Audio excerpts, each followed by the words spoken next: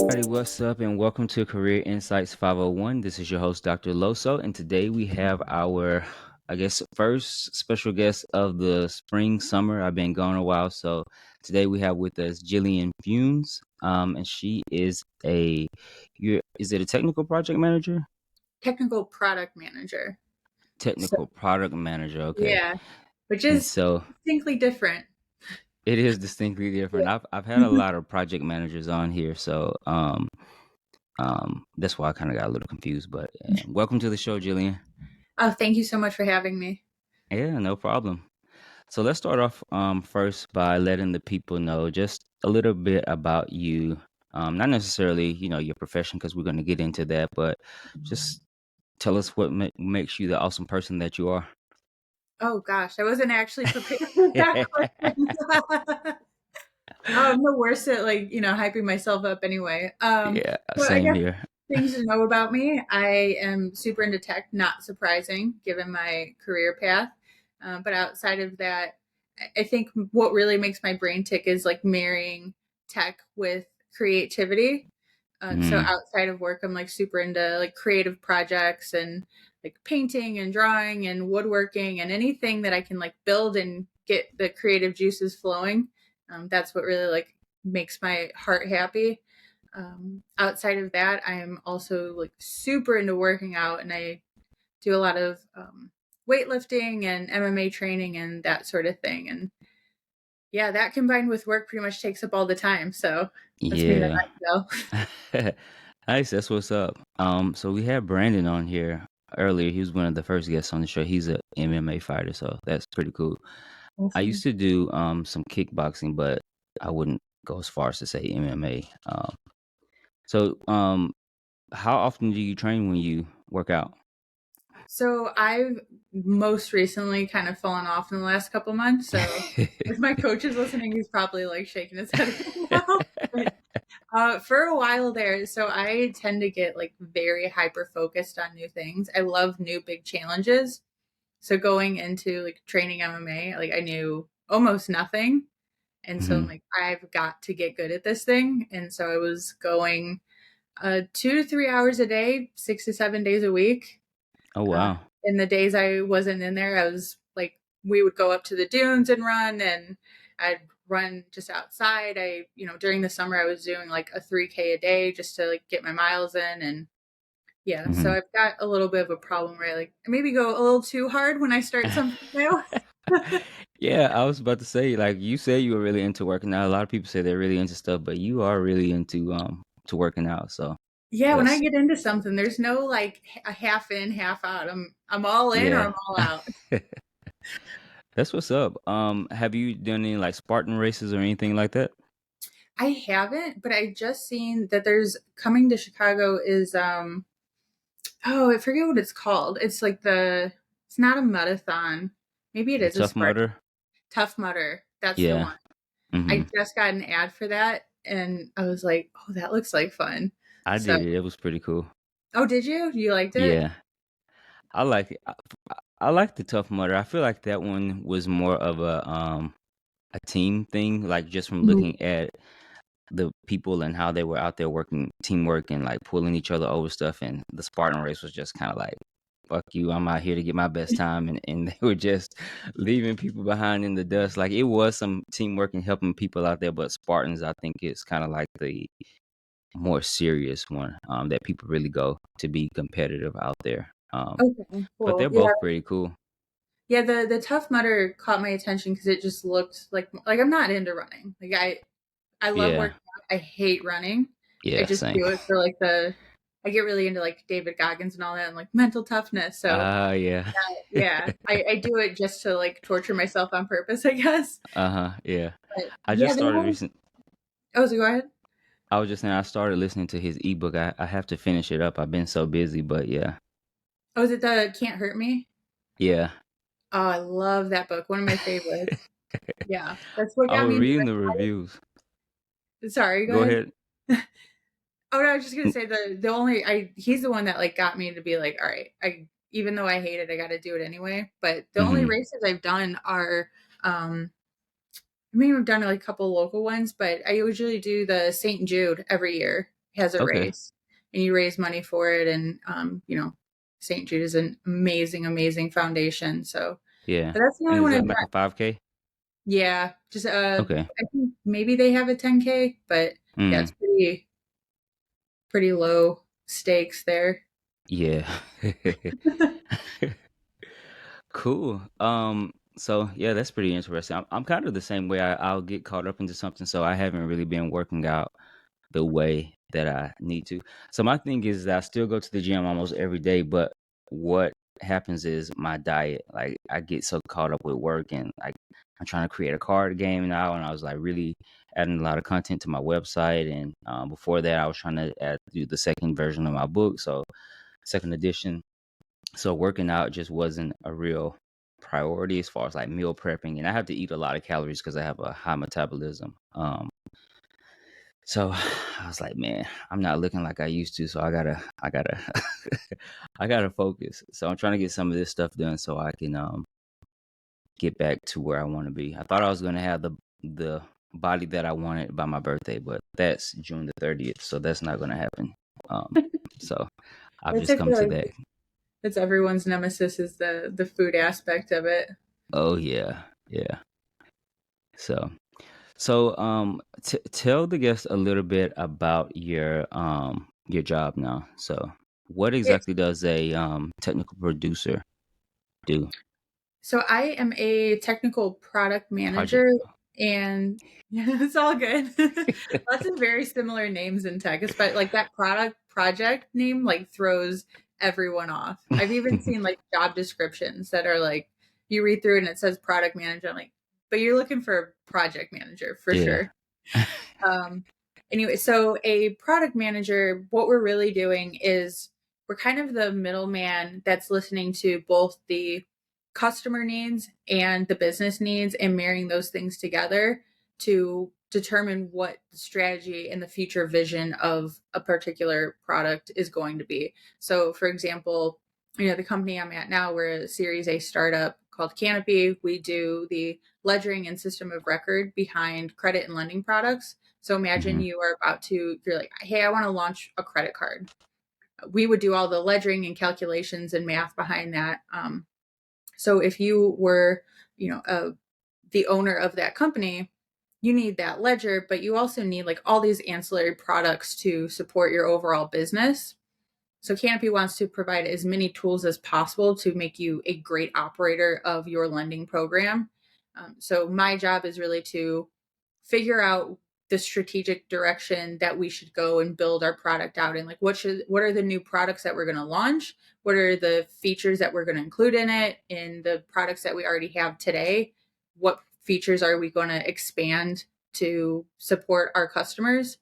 So kind of being that middle, if you think of like a hub and spoke, we're kind of that middle man that's kind of got our tentacles kind of everywhere in the company, Yeah. kind of have Okay. an ear out everywhere. Yeah. That's pretty cool. Um, so I know you're really big into like the tech, like you said earlier, as a manager, and so that's part of my thing as far as like moving up is I feel like I wouldn't get to do as much as the thing that I like. Excuse me. Do you find yourself not being as technical as you would like to be sometimes in your management position? I actually don't. Okay. So I did have that fear. So my background, this is my first fully product role where like my title is product manager. Hmm. But before this, I spent 9 years as a software engineer. And so it was definitely like making that jump was very, very scary to be like, am I going to lose all my technical skills? Like I've spent my whole life and career like building up this engineering Hmm. background and experience. And now like it's hard to like let that go. Yeah. But I specifically wanted to go to a startup for part of that purpose. So there are product managers, like purely product managers, not at a tech company, nothing to do with tech. But I was fortunate to find like this technical product manager role where they really did need someone that had that tech background. Hmm. And also being a startup, what I love about it is that you aren't cornered into a particular thing. Yeah. So I have so much autonomy and freedom to be like, oh, I'm going to tinker over here today. I'm going to go play with this. Maybe today, not feeling it. I'm not going to do any kind of technical work, but I do a lot of like prototyping, low code stuff, just Mhm. like anything I can take off of the engineers' plates. And, maybe we are thinking about launching a new product, but we don't have a lot of validation behind it. Like we Mhm. think this is going to be useful, but we don't want to dedicate the resources to it. Like I'll spin up like a low code type of thing where I get to like kind of just tinker in like JavaScript, HTML, like basic stuff, spin something up. But the other big thing for me, like how I like kind of keep my skills sharp is when you're coding all day long, the last thing you want to do is come home and code more. Like you think you do, and then you get home and you're like, no, I'm done. I don't even want to look at a screen. At the beginning I mentioned how into like creativity I am. Mhm. I've got docs in my phone. I've probably got like 1,000 ideas. I'm like, oh, I should like build this. I should do this thing. So now I actually have like that energy after work to like, oh, I'm feeling like being a little more technical today. So I always got something on the side that I'm playing with and Yeah. coding away at. So kind of works out. Nice. That's really good. I like just thinking about my situation, and I think like, I'm glad you brought that up about the working from, I guess, a more of a structured company or a corporate company and going to a startup, because there is a lot of that freedom from what I've heard, um compared to corporate America. Because like if I'm looking at my situation now and looking at my boss, and if I were to go for her role, if it were to ever become open, it would be kind of like I would be stuck in meetings all day, and that would just be like, yeah, I get it, but I just wouldn't want to sit in meetings all day and take notes, and so yeah, so that's my thing. It's just kind of like losing those skills, or not being on top of really what's going on in your field or profession without actively going out and doing that stuff outside of all the meetings and crap you have to deal with as a manager in these big corporations. So let's take it back a little bit. What put you on the technical path as a young lady, little girl growing up? From like I don't know, when did it start for you? When did you find out that you were interested in? When you kind of like sixth grade or high school, or as a college thing? What's the story behind that? That's a great question. I can't like pinpoint one exact moment, but like so my earliest memory I can remember saving up like any money I got from birthdays, Christmas, whatever for a long time. And then I found this computer in, I think it was the newspaper, like an old used computer, but it came with like, oh my gosh, this is crazy. I haven't thought about this in so long. It came with like 1,000 CDs of like Encyclopedia Britannica and clip art and yeah, oh my gosh, I totally forgot about that. It was $300 and that was our first computer. And to connect to the internet, we got a CD in the mail from AOL. Had to install AOL to get on the internet. So like that was my first time that I was like, showed an interest, I think, in tech. Hmm. But, as time went on, obviously, internet got better and we upgraded computers, Yeah. thankfully, because that thing was a dinosaur. But I think when I really first got into coding and knew it was a thing was if you remember like MySpace Hmm. days and you would like customize your MySpace layout. Yeah. Yeah, like I was the go-to person. If you're like, hey, I want a custom MySpace layout, I can't find anything out there. Like I was the person you go to. And I just thought it was the coolest thing in the world to like that I could type letters on a computer and then all of a sudden it made these designs and stuff. Yeah. I just thought I was like rocket scientist at like 12 years old. So That's so yeah. funny you bring that up, because I was just over somebody's house for Memorial Day, and we were talking about a lot of tech and stuff, and they brought up the exact same thing. They were saying how with MySpace we were actually coding, and we didn't know that we were coding back then. And I was like, oh, no wonder I didn't like MySpace. because for me it was just so foreign. It was just like I don't know what the hell I'm doing on MySpace. And when Yeah. Facebook came out, I was like, I'm glad they didn't follow that whole like customization thing. I know a lot of people wanted Facebook to be able to be customizable like MySpace, but that's interesting. Yeah, so MySpace might need to get some props in the coding world because I think it might have gotten a lot of people into coding. Um, It honestly probably did, but yeah. yeah, after that, I didn't even know it. This sounds so silly in hindsight, but I didn't know that was a career. Genuinely did Mm-hmm. not know. Like, I grew up in an area like I just didn't have a lot of outside world Yeah. experience. We didn't like neither of my parents went to college.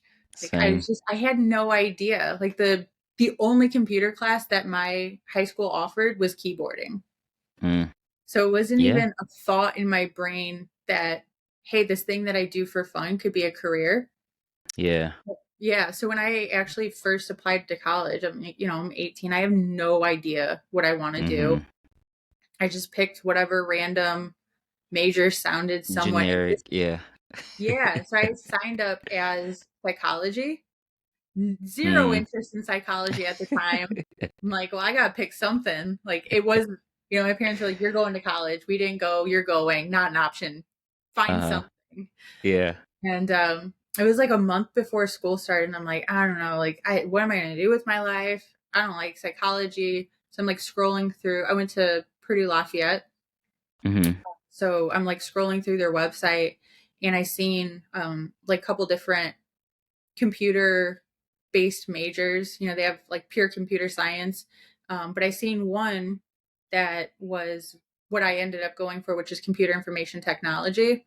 Mm-hmm. And it was like, if you want to be a graphic designer, a game developer, you want to do robotics, database, web development, like the whole gamut, like anything you want to do in computers, you can come here. Your first 2 years are super generic, kind of covers everything. And then you Mm-hmm. niche down your last 2 years. And I'm like, oh, well, that's it for me. Like, that's perfect. But, like, it brought up the MySpace thoughts. And then just in general, I'm definitely more of a generalist than I am like a deep expert in one area. Like my Yeah. curiosity gets sparked by everything. Like I said in the Mm-hmm. beginning, anything Yeah. new and exciting, I will go down a rabbit hole until I've like just beaten the topic to death. And so I was Yeah. like, oh, I could do everything in one major. Like sign me up. So That's pretty cool because I think that with a lot of the younger listeners or just the younger people out here going to college and picking careers now, that even in those small rural areas, because I grew up in a small rural area, and I don't know if your area was necessarily rural or what, but I didn't have a lot of exposure to a lot of those things. So if it didn't come on PBS, I didn't really know about those more advanced things. You go to college for business or like say psychology or be a sociologist or math or some physics, and I was like, I know that's not for me, like those like STEM majors, except it was probably SEAM at the time because I don't think technology was as big, so just science, engineering, and mathematics. um so like for me, I think my first exposure to computers was like Sesame Street, and they had this segment on here where they was like, you got to see my new computer, come and check it out, and the kids were like microscopic and they were like jumping around on the keyboards and inside the computer, like they had the green screen and all that. So and that's how I kind of got into computers, but like 321 contact and just a lot of stuff that, like I said, came on PBS exposed me to a lot of stuff because my mom, she didn't go to college. My dad went to college, but we didn't have any type of relationship growing up. And all my cousins and aunts and uncles, well, my aunts and uncles, they didn't go to college either. And my cousins, some went, but it really wasn't that coming back and telling, oh, this is how college is. You should go and do this and don't do that. So it's kind of like first generation in a sense with me and my brother. So I have a twin brother, so we just kind of had to figure out everything on our own. So it's just a different time now. You know how people don't even have to go to college to get coding jobs. They can go to a boot camp or get certifications and just get a high paying job or a decent paying job just like that. Where we are here 4 years in college trying to figure out, oh, well, let me change my major now that I found out about this thing. And, kind of putting you back a little bit. And so it's definitely interesting to look and see how much the world has changed so much in all these different areas with the onset of computers and I'll say especially high speed internet. But yeah, like they don't know. Do you see the things on social media about like the AOL, like the dial up noise when you used to dial up and it's like, can you name the sound? Do you know what this? I always find that funny because yeah, you had to listen. And when it didn't connect, when it didn't make that like noise that you knew it connect, you was like, oh, like I gotta do this over again. And And then you're so on the internet and someone calls and calls. your parents are yelling, "Get off the internet, we need the phone." I'm like, "No, I'm talking to my friends." Oh my aunt would call my mom. I've been trying to call you. They probably back there on that internet. Oh my gosh. So yeah, yeah. um, so let's talk a little bit about your professional history and journey and how you got to where you are now with Canopy. Because you say you were a coder for 9 years. Was that Mhm. all at one company? Hi, my name's Jillian Funes, and you're listening to Career Insights 501 with Dr. Loso. No, I mostly been a full stack software engineer, but I've kind of Okay. taken a little bit of different paths throughout that. So prior to Canopy, I worked at two other companies. Straight out of college, I went to a large Fortune 500 company. Ironically, I didn't grow up in a rural area, but it was so I grew up like 40, actually like 30 minutes outside of the south side of Chicago in Northwest Mm-hmm. Indiana. And you didn't really, I don't think I knew anyone that went to college. It was like you got into trades. You went and worked at the steel mill. Like everyone, that was the thing. If you went and worked at the steel mill, like that was a good career and Mm-hmm. you were just happy with that. Um, and so that's what my dad did growing up is he worked in the steel mill my entire life. And he was like, "You're going to college because I do not want you to work in the steel mill. Like, I want a better life for you." So the ironic part of the story is that I did go to college, but my first job out of college was the steel mill. um, and Wow. I worked for the IT department. There's Okay. a really large global corporation called ArcelorMittal. It's Mm-hmm. huge, huge company, one of the biggest steel makers in the world, headquartered out of East Chicago, Indiana. So that's where my first job was out of school. And I was just, full stack software engineer, building internal order management systems, custom. Started working on, I got to work on quite a few like cool things while I was there because they were really big on like, trying to stay up with emerging technology. So I got to build, this is like 10 years ago almost now. So I got to work on like the first chat bot for the company. I got to build my first mobile Oh, app there. I got to work on my first ever business intelligence solution. So I got to work on some cool things. Um, nice.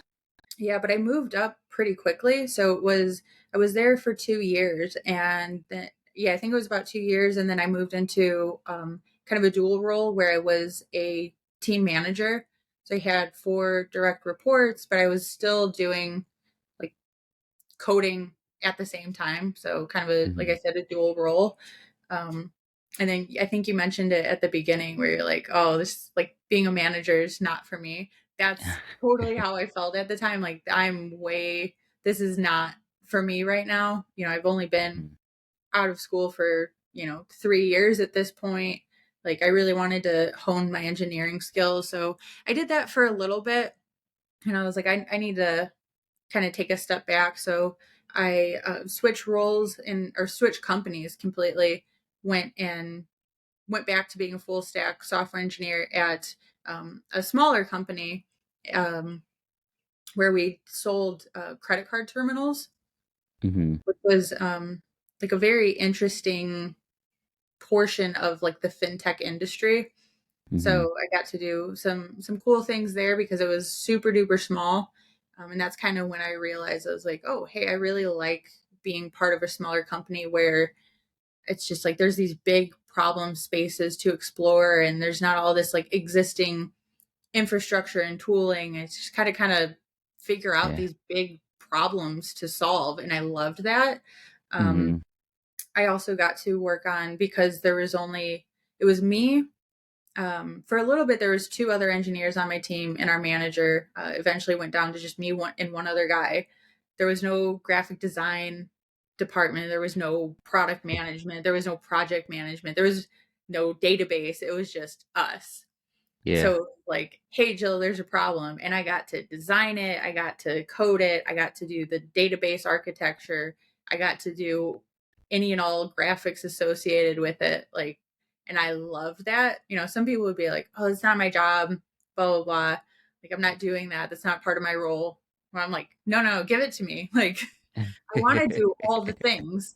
So that's kind of when I didn't know that product was a good fit for me, but that's kind of when I started realizing more that I like more of that generalist feel.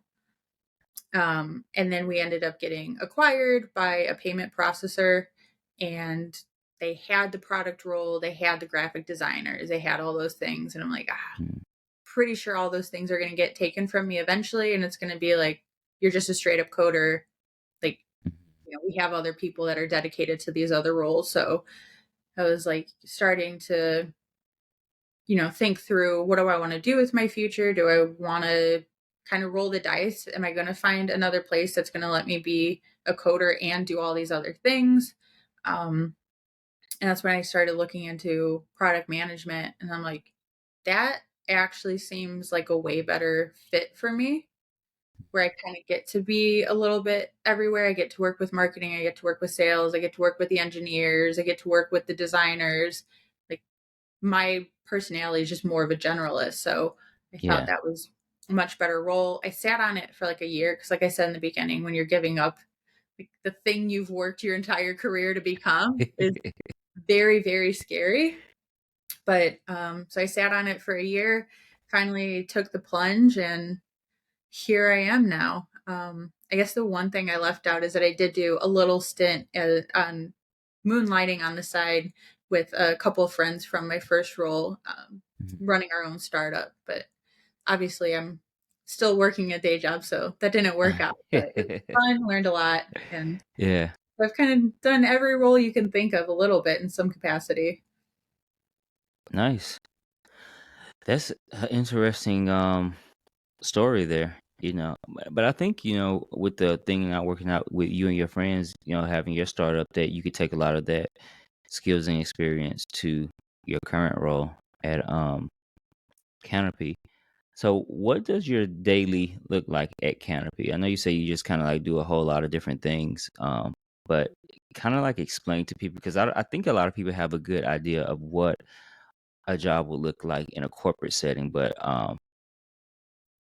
startups. Well, first of all, let me ask you this: how did you find your role at Canopy? And if you've already explained this, please forgive me, because I I don't think anybody I work with listen to my podcast. So I am trying to find another job. So people keep telling me that I should work for a startup, because I think, you know, we have a lot of the same, like, I don't want to say interest, but I guess work ethics, or like how we function. Because I'm all over the place and into a lot of different things and knowledgeable in a lot of different areas. So one of my colleagues' friends told her, she's like, Carlos is too smart to be working here. He needs to go find, you know, a startup to work for. So I was like, well, how the hell do I find a startup?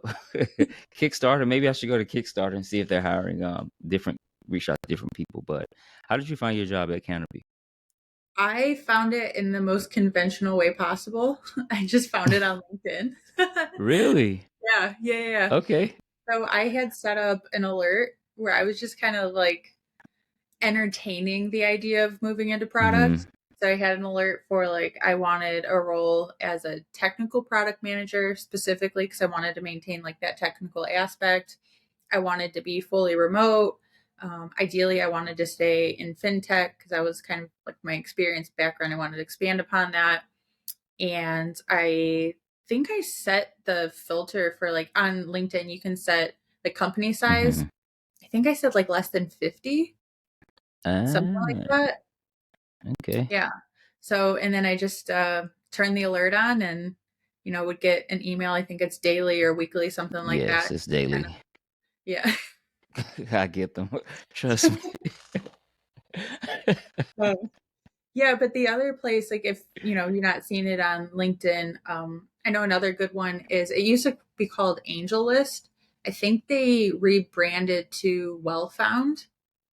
Okay.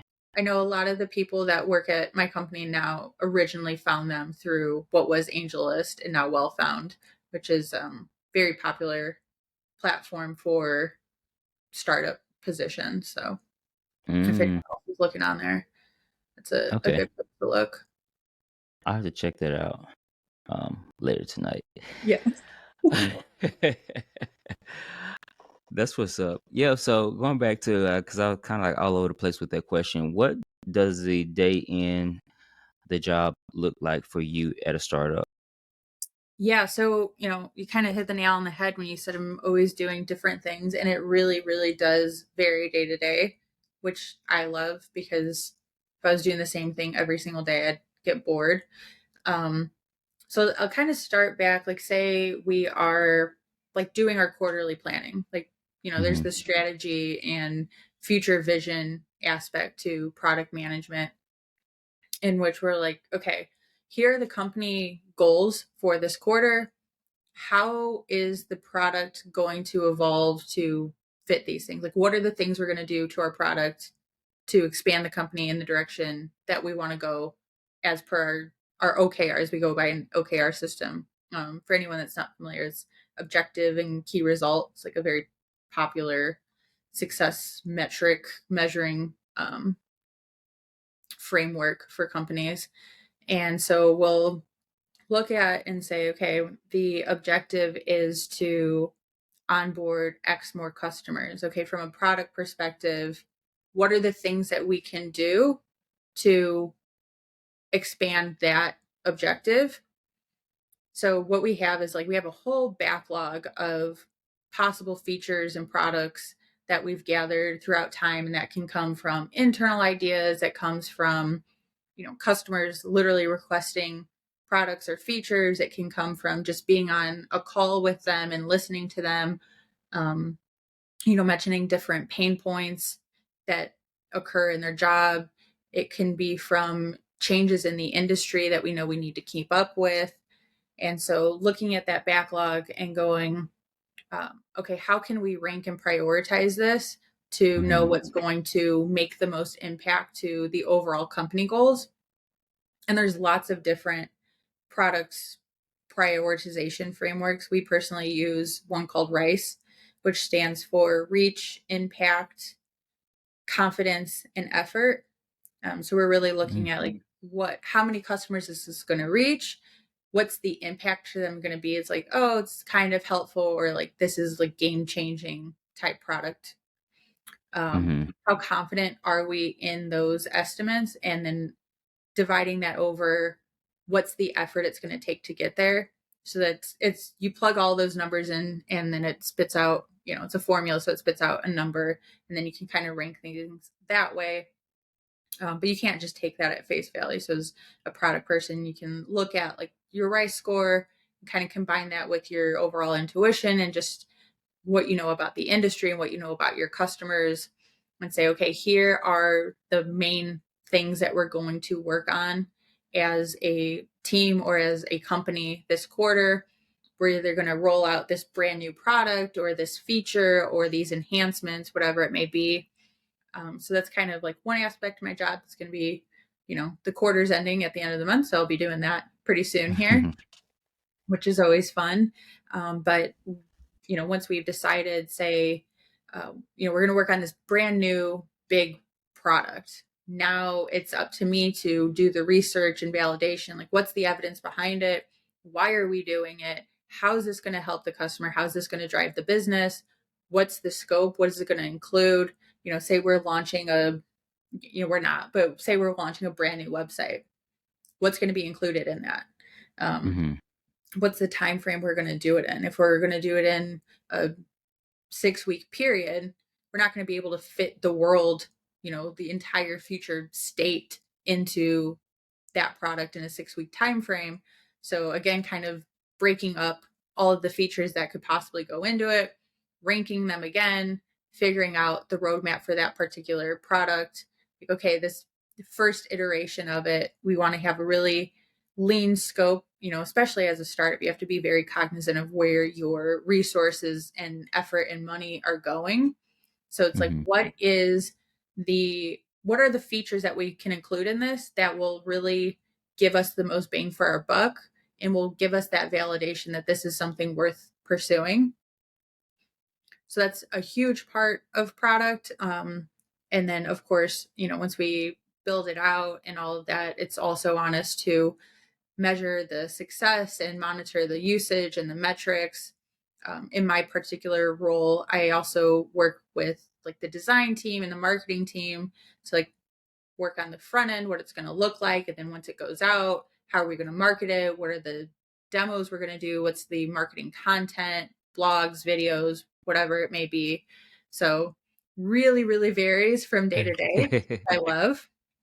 Yeah. And I guess the last thing I'll say on that is, perhaps we decide that, we think this new product, like this brand new product, is going to be something that really drives the business, but we don't have a ton of validation behind it Mm-hmm. or conviction, especially for a company like the one I'm at right now. We're a B2B, so we sell to other businesses. Sometimes it's great when you work in a consumer industry because you have tons and tons of data typically to work with. B2B industry, you have to make decisions with low data sets. And sometimes that's really hard to do. And you don't want to completely put all of your eggs in one basket and put all the engineers on it. So, getting into your question earlier, like, how do I keep my technical skills sharp? So that's a lot of the time where it'll fall in. It's like, okay, well, let's not go all in with engineering resources. Let's run an experiment. Let's create a prototype.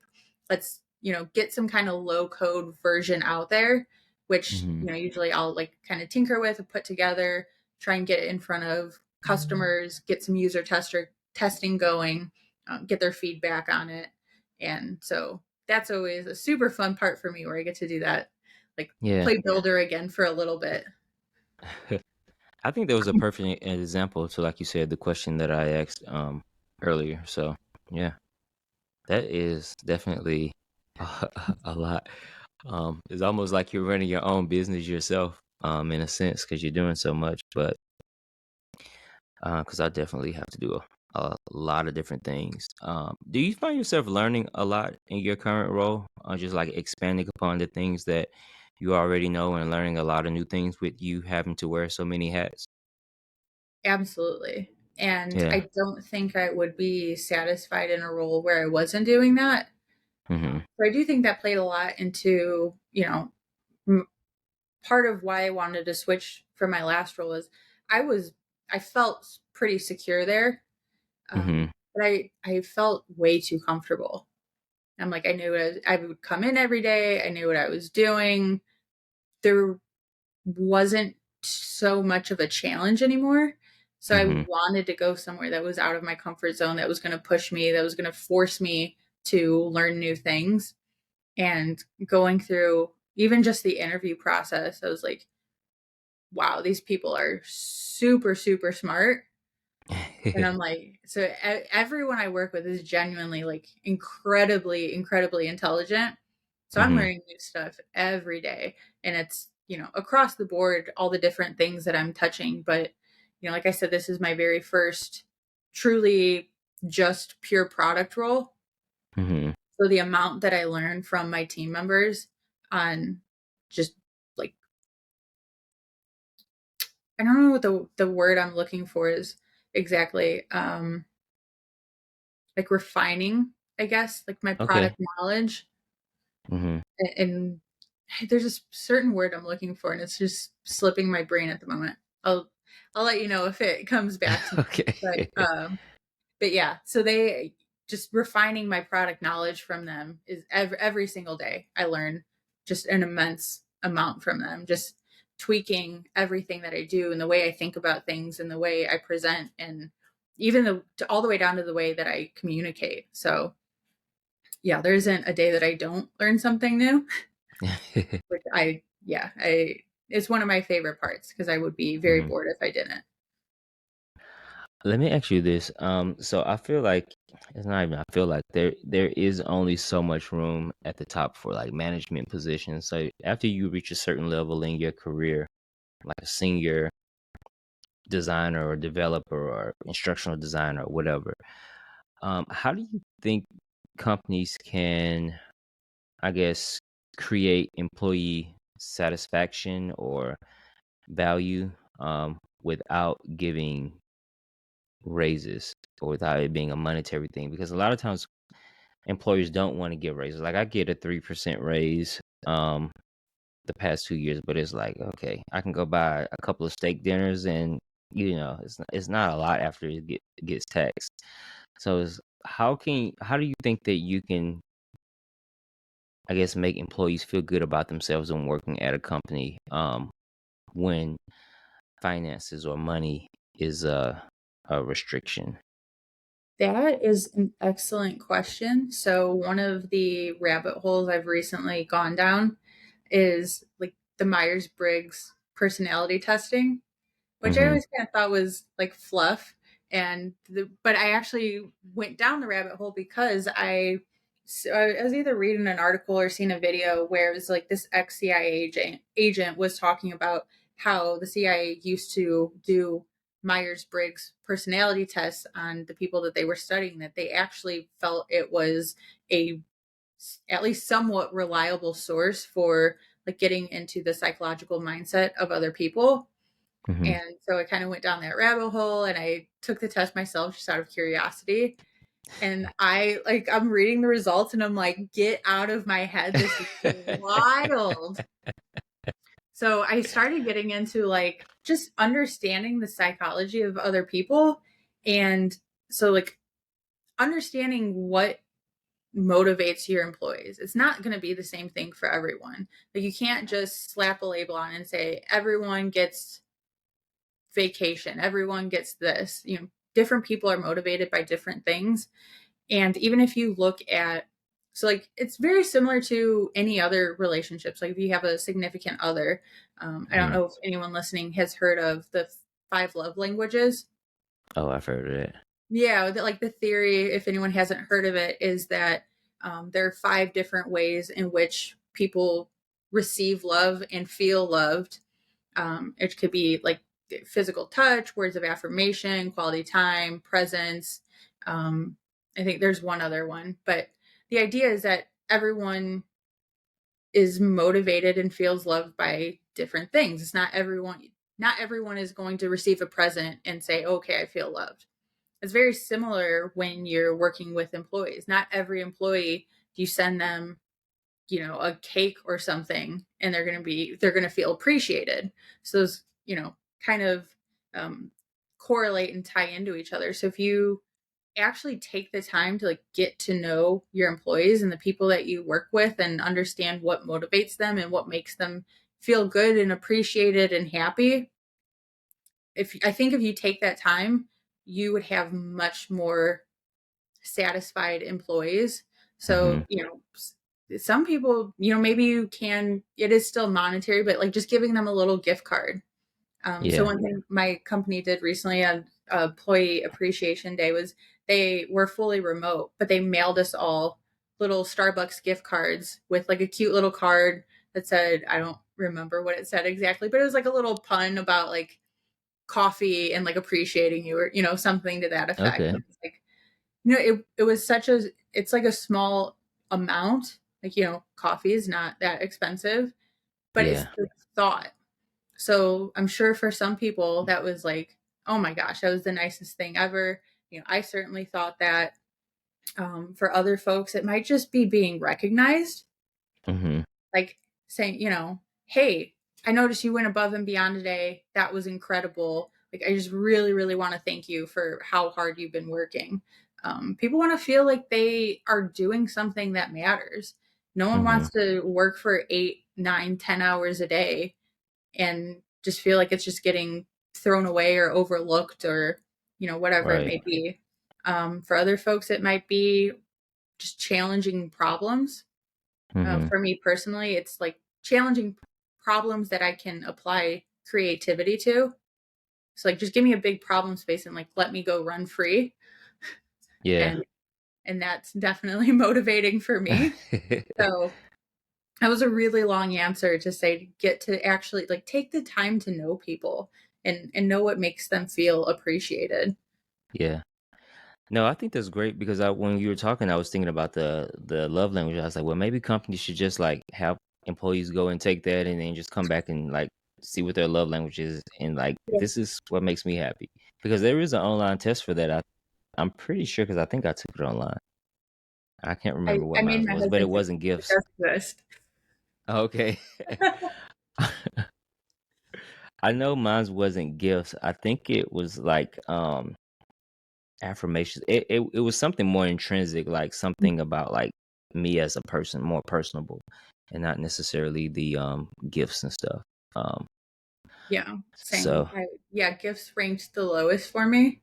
yeah. My husband's always trying to like get out of it, and he's like, "Oh, I bought this for you." And I'm like, "Thank you." Does not like gifts. Yeah. I'm like, okay, that's thank you for the thought, but it's not really. Right. I could Yeah. go without Yeah. them. You could buy me no gifts ever, and I probably wouldn't even notice. Yeah. Yeah. Especially in today's day and age, I think people have so much now that it's just kind of I don't know. Like when I think about kids and video games, it's something that I had to wait for Christmas time to get, and now you just go and buy an Xbox or a PlayStation just because you want one. So when it was more of a okay, this your big Christmas gift. Santa's working hard to get this for you. Yeah, yeah. So yeah, so gifts definitely don't really do it for me. Um, I do want to ask you, like, what would you say are some things that you like and things that you don't necessarily like about coding or being a software engineer? Ooh, some things I like is definitely, like I just said, I'm like, give me a big problem and just let me run wild. Anything I can like Mm-hmm. tinker with and build and is like a challenge to solve, love it, which is a lot of coding. It's like, hey, how am I going to accomplish this thing? Um, so love that part. The part I didn't love is no matter how far I got in my career, no matter how comfortable I felt in a certain framework or language or whatever it may be, I always had this imposter syndrome that I wasn't doing things Mm. the right way. I hated people looking at my code. No matter how much I was like, I think this is probably the most efficient way I could possibly do this. I was like, anytime someone would look at my code, I'm like, I don't know. I just have this thing in the back of my head that it was like, this isn't enough, or they're gonna think I'm dumb, or you know what I mean? And I hated that feeling all the time. So that's Mm. probably the number one thing that I do not miss. That's a good. I think the imposter syndrome is something that's been around for a while, and well, not probably. I mean, it has been around, I guess, since jobs have existed. But I think the name, I don't know how long the name has actually been around, or if it was just given a name. But I think a lot of us have that feeling like, um, is this my best? you know. So, I think with coding, that can be a big hurdle to get over sometimes because there is no real, I guess, right way because it's like clean coding and like all these different things. And with coding, it's just not one way of coding something. Like there's all these different variables, and so yeah, I could definitely see that in that field. Um, what would you say are the biggest skills that you would need as a software engineer? It depends. So software engineering is such a broad Right, term. yeah. You could go into like so many different niche areas. So even me, I was a full stack software engineer, so I did back end coding and front end. And even with that, there are so many different routes to go. It's like what frameworks are you going to use and which language are you going to use and Mm, that sort of thing. But I think the biggest skill that you can acquire is just problem solving and critical thinking.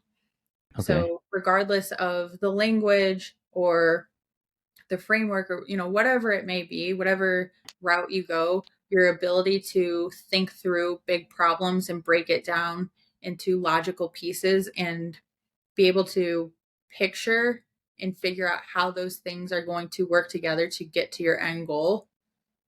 Like if you can think through a problem Yeah.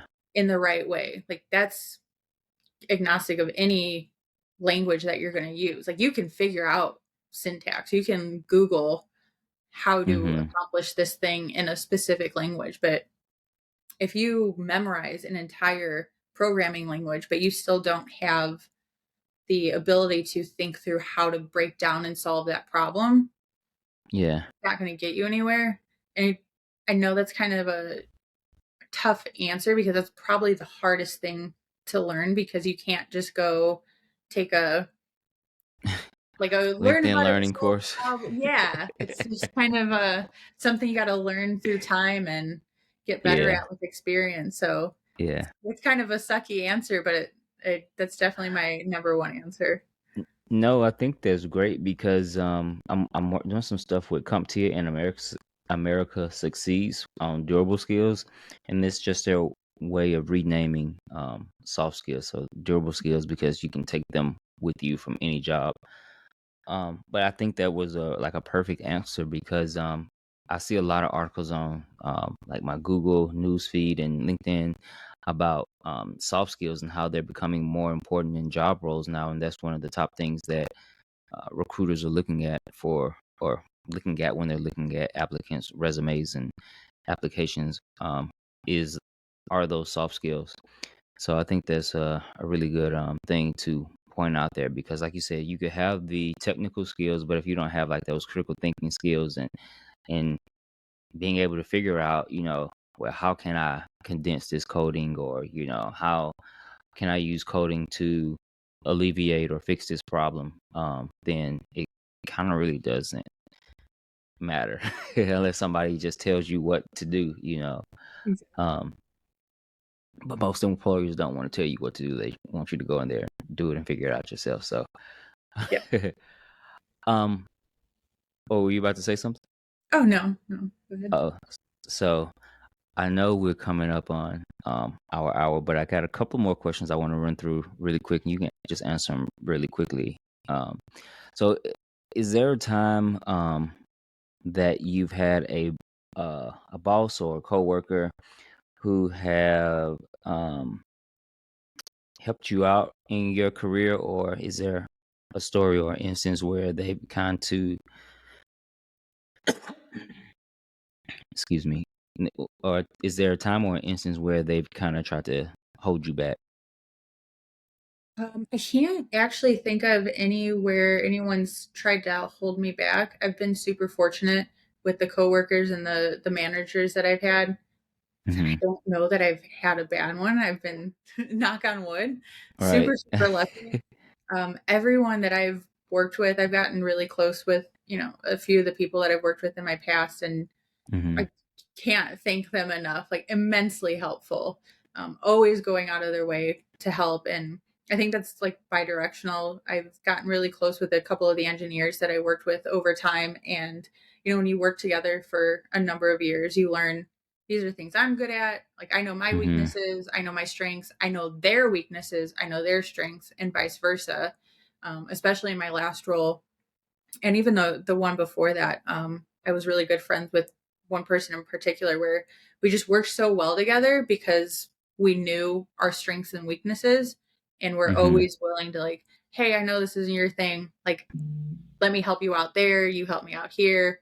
And yeah, that's just been kind of a common theme in my career, that I've just gotten very fortunate with the people I've worked with, that we've been able to help each other out, I think. For you, was that a natural relationship that you built, or is there some type of advice that you can give people to help foster those type of relationships within their teams? Because I don't think that a lot of people do that on. I'm not gonna say a lot, but I think that there's something where a lot of teams can improve upon.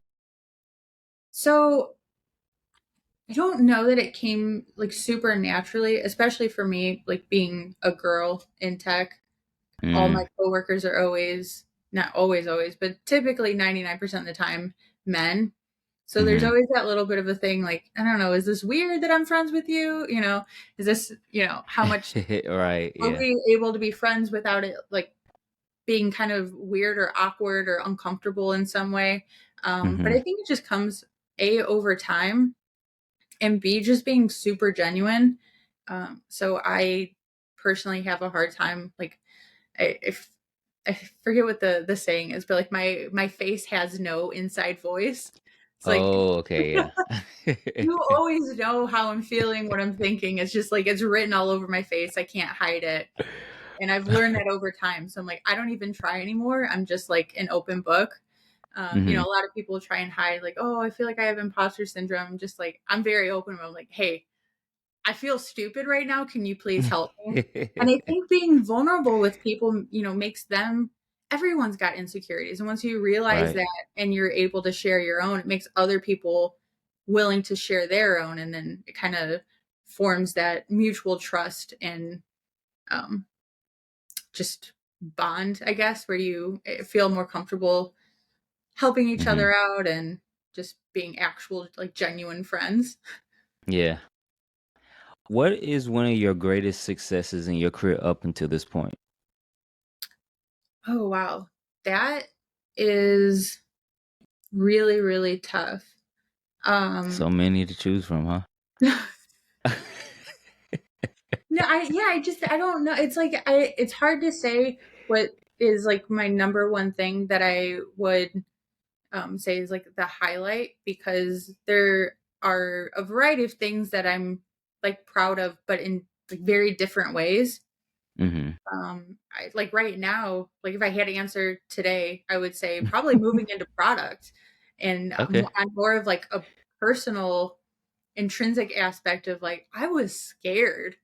I Yeah. was so afraid to like jump careers, jump companies, go from somewhere I was secure to a Series A startup. Like, so for me to have grown to the point where I'm like, I'm afraid of this thing, but I'm going to do it anyways. I'm going to get out of my comfort. Mhm. I'm going to go like max discomfort zone. Like, I'm pretty proud of that. Yeah.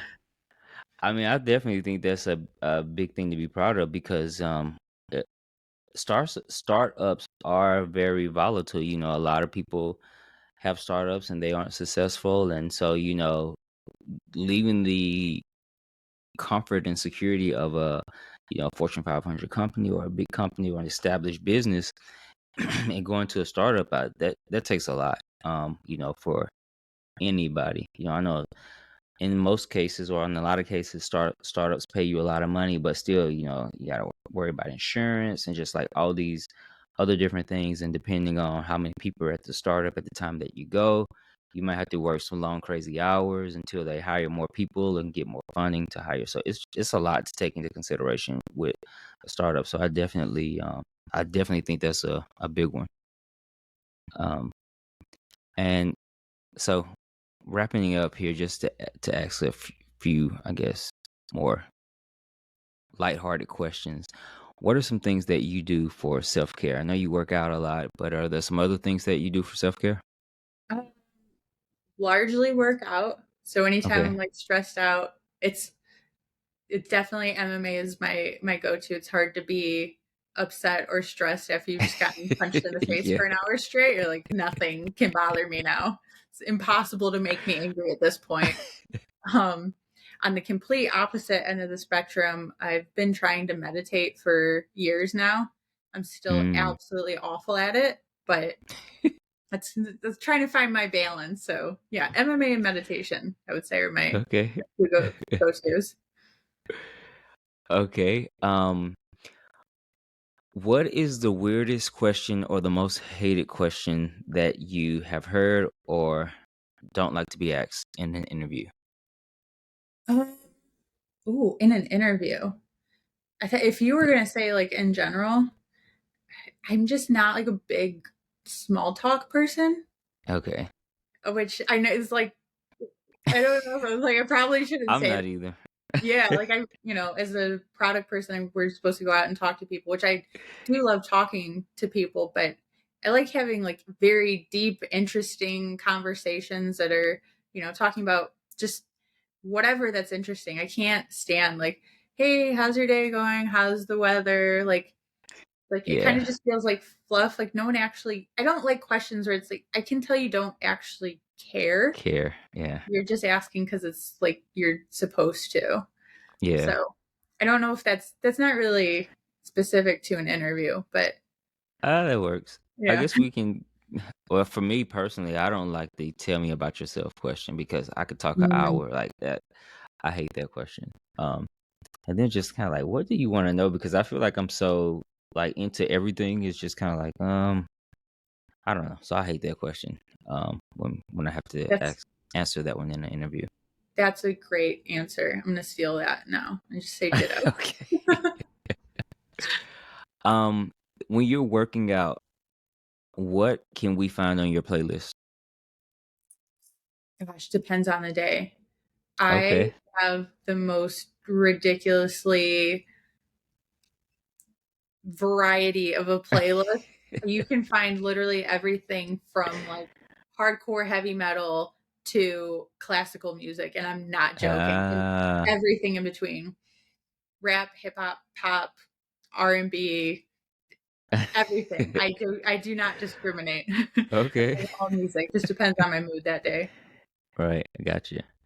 Um, okay. So what I want to do, and I'm gonna have to go ahead and do this, is I want everybody to submit a song, and I'm gonna create a Mm. Spotify playlist of the guests for like every year. So that's something that I'm working on. So you have to send me a song choice to put on the playlist. Okay. Yeah. Am I allowed to think about it for a minute? I don't want to Yeah, yeah, just. yeah. You don't have to do it Okay. now. Like, yeah, I haven't really. I've just mentioned it to people, but I haven't actually, sent an email or anything out. Um, but yeah, you can think about it, and I'll try to work on that sometime this month or next month. Yeah. So I'm gonna ask you 5 this or that questions, and you give me your best answer. Okay. Would you rather travel alone or travel with friends? Alone. Okay. Would you rather lose all your teeth or lose all your hair? Ooh. My teeth? I'll get dentures or veneers or something. Work out at home or work out at the gym? Oh, at the gym all day. Would you rather try and survive a zombie outbreak or an alien invasion? A zombie outbreak just because I watched all of The Walking Dead, so I feel pretty confident that I'd make it. I was thinking zombie just because I was like, I don't know what type of technology the aliens would have. Exactly. I have no plan if aliens come. Zombie apocalypse, I've got a whole. I know exactly what I'm doing. Okay, last one. Saturdays or Sundays? Oh, Saturdays. Yeah, What kind of for crazy sure. person saying Sunday? I don't know. It's like that's the day before you have to go back to work. I don't know Right. about that one. Um, so is there anything that you want to leave the guests with or tell the guests before we wrap it up here? I think we pretty much covered it. I guess the last thing I'll just say is feel free to reach out to me on LinkedIn. Always happy to help where I can. So you can find me Okay. on there. All right, and I'll link your LinkedIn profile in the description, the video description, and all that good stuff, so they can access you there. Um, I appreciate you coming on the show. So it's nice getting to. I know we chatted back and forth here a little bit before the show started, but it was nice to actually have you on the show and get to know a little bit more about you today. So thanks again for coming on the show. I hope you enjoy the rest of your night. Oh, thank you very much for having me. Alrighty, bye bye. See ya.